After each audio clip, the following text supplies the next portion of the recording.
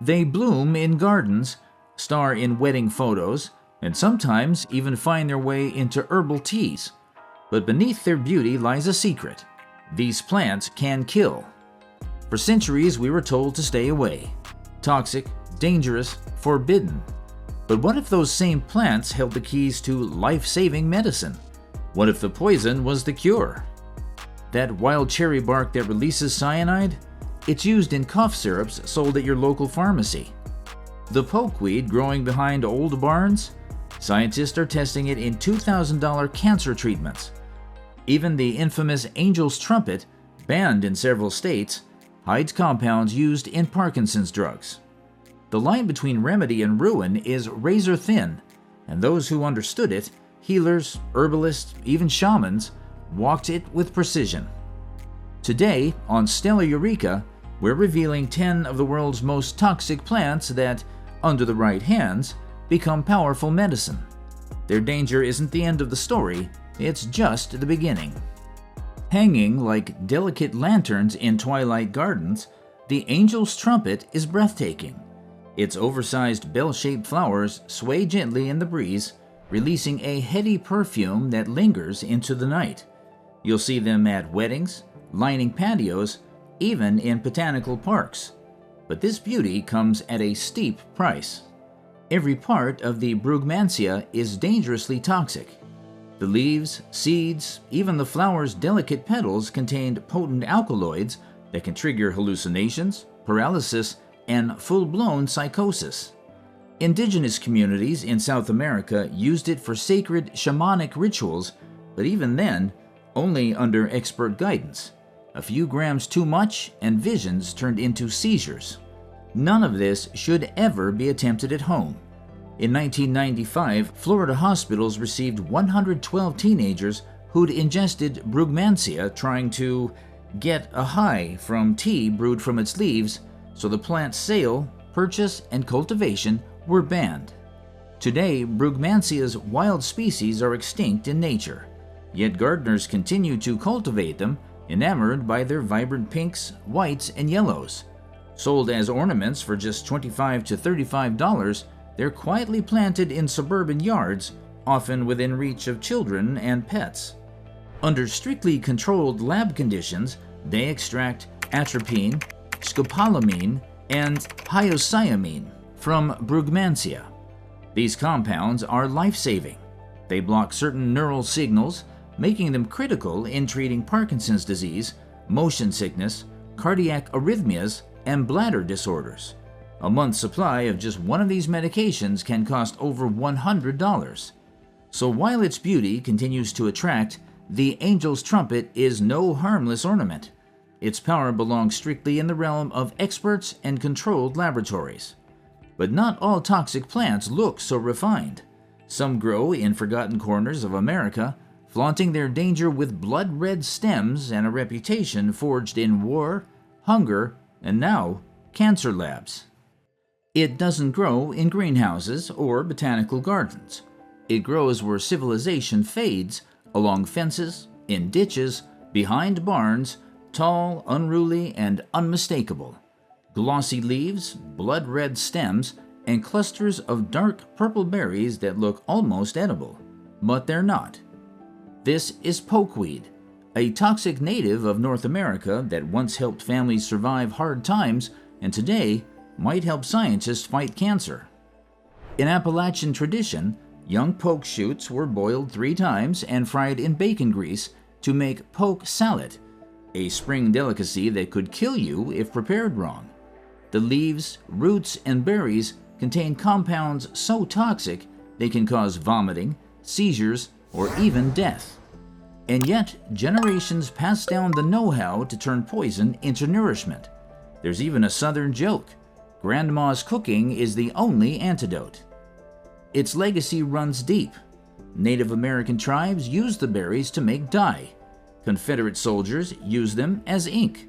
And today, it's not just a memory of survival food, it's gone viral online. Pokeweed has become a recurring curiosity on Reddit, where every spring people flood gardening and foraging threads with the same question: can I eat this? The responses? a chaotic mix of foragers, herbalists, and horrified botanists. There are even subreddits that just joke about people's obsession with this plant. But the plant's modern relevance goes far beyond memes. Scientists are studying PAP, a powerful antiviral protein in pokeweed's leaves and seeds. It stimulates immune cells and shows promise in treating cancers and even HIV. A single milligram can sell for over $300, but only for lab use under strict regulations. Who would have guessed that the weed behind your garage might be the next breakthrough in immunotherapy? But danger doesn't always come dressed in red stems and warning signs. Sometimes it hides behind ripe, glossy berries and a long-standing reputation for healing. At first glance, it seems like the perfect backyard remedy. Dark berries, creamy white blossoms, and herbal syrup that sells for $40 a bottle. But elderberry is no innocent fruit. The Sambucus plant walks a razor's edge between healing and harm.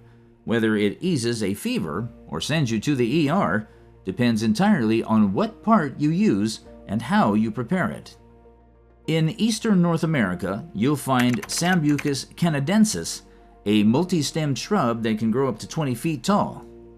Its cousin, Sambucus nigra, native to Europe, can reach 30 feet. Both produce those iconic dark purple berries often used in teas, syrups, and wine. But hidden behind the stems, bark, root, and unripe berries are cyanogenic glycosides, compounds that release cyanide when metabolized. The danger peaks when the berries are underripe. A handful can trigger vomiting, dizziness, or worse. That's why foragers follow strict rules. Pick only the darkest berries, cook them thoroughly, and never eat them raw. Even the leaves can be deadly. And yet, when handled correctly, elderberries shine. Cooked berries lose their toxicity and become rich in antioxidants, vitamin C, and flavonoids. For centuries, they've been used to ease flu symptoms, reduce inflammation, and support the immune system. The flowers, dried and steeped, form a gentle anti-inflammatory tea. Archaeological evidence shows elderberry was used as medicine as far back as the Stone Age, but its dual nature never changed. One mistake in preparation, and nature's remedy becomes a dangerous toxin. They called it cowboy toilet paper, shepherd's blanket, and even Aaron's rod. Covered in soft silvery hairs and crowned with yellow blooms, the great mullein looks like a weed, but it's been soothing lungs for centuries. Originally from Europe, Asia, and North Africa, Verbascum thapsus arrived in North America with settlers and quickly took hold in sun-drenched clearings, roadsides, and disturbed soil. Too stubborn for the shade, too wild for gardens, it grows where other plants won't. But its real value lies in what it does to the body. Mullein is an expectorant. It loosens mucus and makes it easier to cough up. That's why it was once a staple in treating bronchitis, asthma, and even tuberculosis. In colonial America, the leaves were steeped into tea or smoked like tobacco. Native tribes blended it into remedies and sang healing songs with the plant's tall stalks swaying nearby. Modern science backs some of these old instincts. Studies confirm mullein has antiviral, anti-inflammatory, and antibacterial properties. It's rich in saponins and mucilage, compounds that coat sore throats and calm inflamed tissues. Today you'll find it in lozenges, tinctures, and teas costing $30 to $50 a jar. But not all parts are safe. The seeds are toxic, and the roots should be avoided. Even the leaves, if not properly strained, can irritate the throat with tiny hairs. A lowly weed, once smoked by pioneers and revered in healing rituals, now bottled and sold for a persistent cough. But when coughs turned violent and wheezing deepened, many turned to a different tree, one whose bark could silence even the roughest lungs, if harvested with precision. Native Americans, especially the Cherokee, used bark from the black cherry tree for its medicinal properties, and for good reason. It acts as a natural cough suppressant, reduces mucus, eases sore throats, and calms inflamed tissues. Known both as wild cherry and black cherry, this tree is native to American forest and can grow between 60 and 90 feet tall. It produces white-pink blossoms in spring and sweet dark cherries in fall.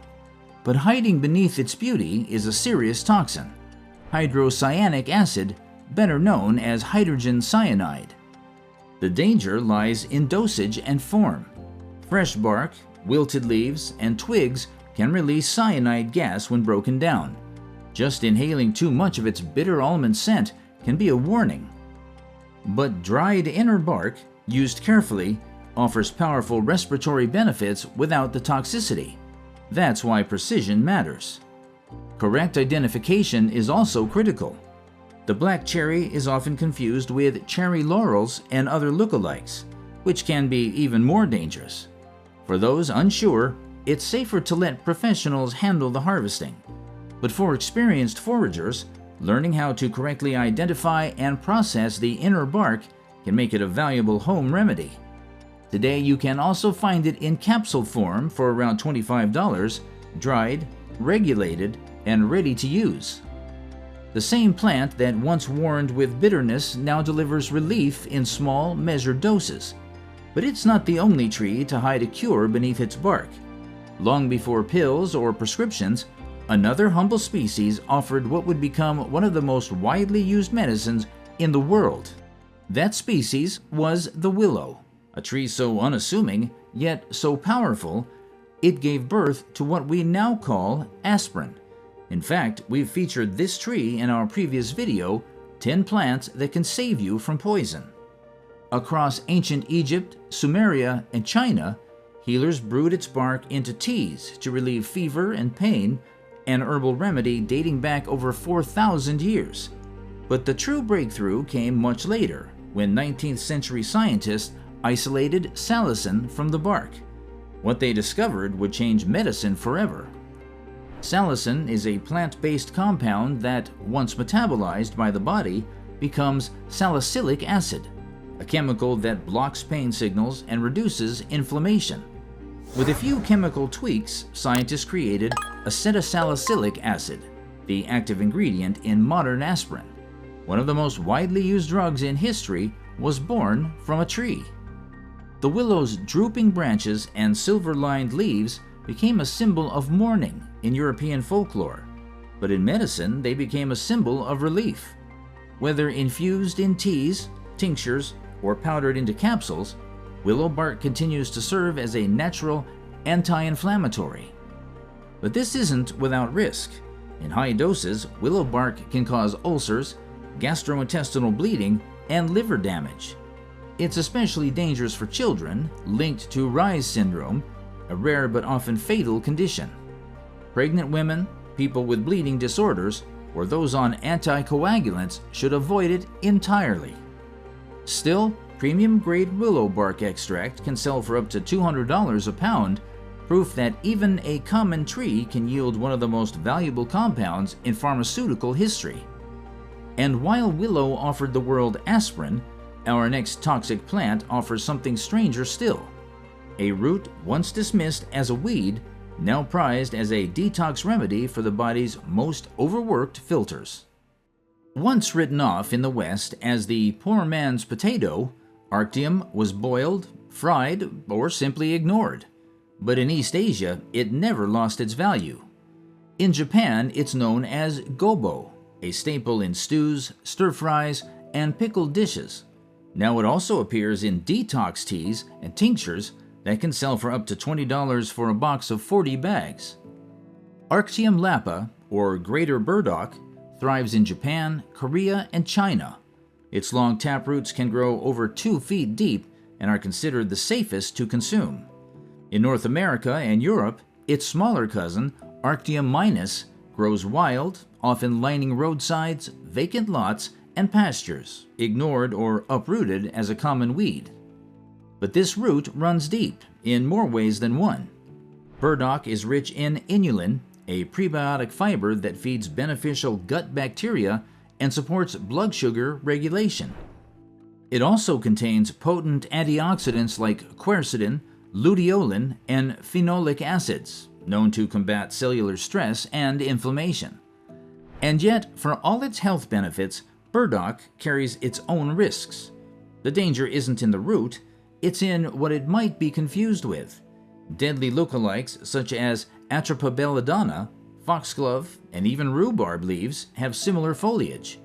Misidentifying burdock in the wild can be fatal. Even when correctly harvested, burdock can draw toxins from the soil. If grown in contaminated ground, the roots may absorb heavy metals like lead or arsenic. And for people on diabetes medications, burdock may lower blood sugar too far if taken without caution. Most herbalists now recommend either growing your own in clean soil or buying from trusted suppliers. What was once a survival food of the poor is now embraced as a botanical ally for the liver, kidneys, and gut. And as we move from this tenacious taproot, we arrive at another misunderstood plant, hated by farmers, loved by herbalists, and filled with bright, curled leaves that hide a bitter secret. Yellow dock, or Rumex crispus, is a weed to most, but a healer to those who know what to look for. It invades hayfields and pastures across the American Midwest with tall, reddish stalks and wavy-edged leaves that sprout from deep, unyielding taproots. You can cut it down, but it returns again and again. Also known as curly dock, this Eurasian native has spread across North America, thriving in disturbed soils and field edges. Farmers in Iowa and Arkansas often battle it as a nuisance, yet for centuries, traditional medicine has prized it for something else: detoxification. Every part of the plant is usable. The roots are rich in anthraquinones, natural compounds believed to stimulate bile flow and support liver function. Folk healers called it a blood purifier, using the root in teas and tinctures for skin conditions, indigestion, and constipation. The dried seeds were once ground into flour during times of famine. Even the leaves contain vitamins A and C, but they come with a warning. Oxalic acid, present in high amounts in raw dock, can bind to calcium and form kidney stones. In larger doses, it may trigger heart issues, difficulty breathing, or gastrointestinal distress. That's why herbalists insist on moderation, proper preparation, and harvesting from uncontaminated soil. Cooked or dried, the risks are greatly reduced, but never completely gone. Still, its promise is real. Studies show that extracts of yellow dock can inhibit certain cancer cell lines, and its tannins may improve mineral absorption. You can find it in liver support capsules, often blended with burdock, dandelion, or milk thistle. What was once a pest is now a plant of possibilities, if handled with care. And from these ragged fields of curly leaves, we now climb into drier terrain, where a low, creeping shrub produces bright red berries far more dangerous than they appear. Bears love them. Herbalists revere them. But don't be fooled, these berries are not as harmless as they look. This is Arctostaphylos uva-ursi, better known as bearberry. The Latin name literally means bear's grape, and not by accident. Bears have been spotted gorging on these tart fruits during late summer, rolling on their backs in berry patches like overgrown toddlers in a candy store. But humans had a different use in mind. In the 18th century, uva-ursi became one of the first known urinary antiseptics in European medicine. Long before antibiotics, doctors prescribed it to treat bladder inflammation and urinary tract infections, especially in postpartum women. That's how it earned another nickname, the female herb. Long before that, Native American tribes dried the leathery leaves to make kinnikinnick, a ceremonial smoking blend often mixed with red willow or tobacco. The leaves, not the berries, were also brewed into teas for kidney, bladder, and prostate issues.